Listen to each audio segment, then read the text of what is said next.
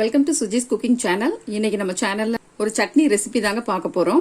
அதுக்கு தேவையான பொருள் பாத்தீங்கன்னாக்க ஒரு புடியளவுக்கு தேங்காய் துருவி வச்சிருக்கேன், ஒரு 2-3 டேபிள் ஸ்பூன் அளவுக்கு பொட்டுக்கடலை எடுத்து வச்சிருக்கேன், ஒரு கைப்பிடி அளவுக்கு கொத்தமல்லி தலை, ஒரு ஆஃப் மாங்காய் துண்டு, சின்ன துண்டு இஞ்சி, 5-6 பச்சை மிளகாய் எடுத்து வச்சிருக்கேன். தேவையான உப்பு போட்டு ஒரு மிக்சி ஜார்ல எல்லாத்தையும் போட்டு அரைச்சிடலாம்.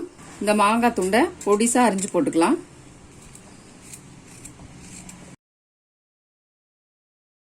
அப்பதான் நல்லா அரைப்படும். அதனால இந்த மாதிரி பொடிசா அரைஞ்சுக்கோங்க. அதே போல இந்த இஞ்சியும் சின்ன சின்ன பீசஸா கட் பண்ணி போட்டுக்கலாம்.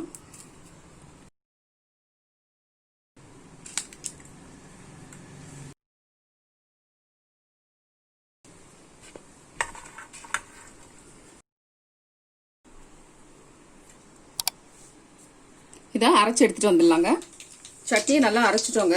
ஒரு பவுலுக்கு டிரான்ஸ்ஃபர் பண்ணி வச்சிருக்கேன். இப்போ இதை கடுகு உளுத்தம் பருப்பு போட்டு தாளிச்சு கொட்டிடலாம்.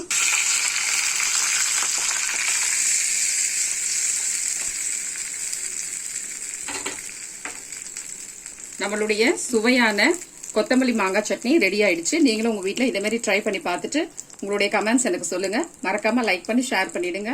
என்னுடைய சேனலை சப்ஸ்கிரைப் பண்ணிடுங்க. Okay, bye friends.